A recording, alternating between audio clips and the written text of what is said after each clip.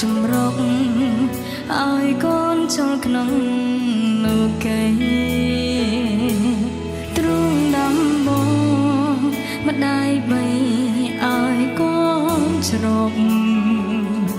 ម្ដាយលៃលមិនដែលធ្ងន់លំបាំងទេកើតជាតិនេះមានម៉ែតែម្នាក់កូនសំណាងពីថៃមិនដែលជាស្ត្រីខ្ពង់ខ្ពស់នៅសាក់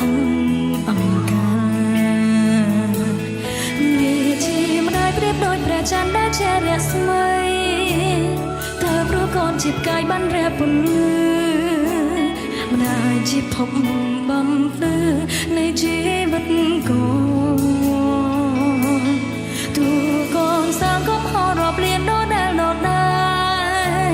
ម្ដាយមិនដែលប្រកាន់តាមចាប់ទៅទៅជានេះកូនម្ដាយធ្ងន់ក្រាស់ក្រៃកូនគ្រប់រូបគ្មានថ្ងៃបងខ្ទេចកូនម្ដាយ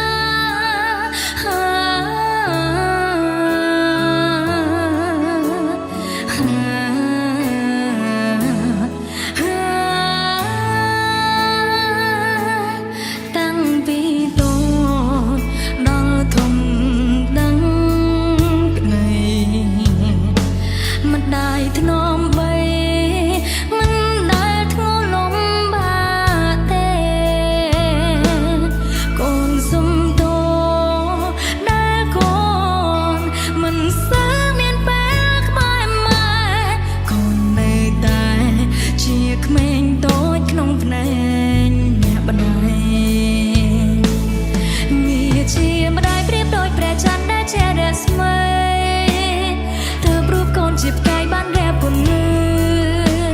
ម្ដាយជាភពបំភ្លឺនៃជីវិតកូនទូកូនសាងកុំហៅរាប់លានដដែលម្ដាយមិនដែលប្រកាន់តាមចាប់ទូទៅជាតិនេះកូនម្ដាយធ្ងន់ក្រាស់ក្រៃកូនគ្រប់រូបគ្មានថ្ងៃបំភ្លេចកូនម្ដាយជាម្ដាយប្រៀបដូចព្រះច័ន្ទដែលជារស្មីទើបរូបកូនជាផ្កាយបានរះពន្លឺម្ដាយជាភពបំភ្លឺនៃជីវិតកូន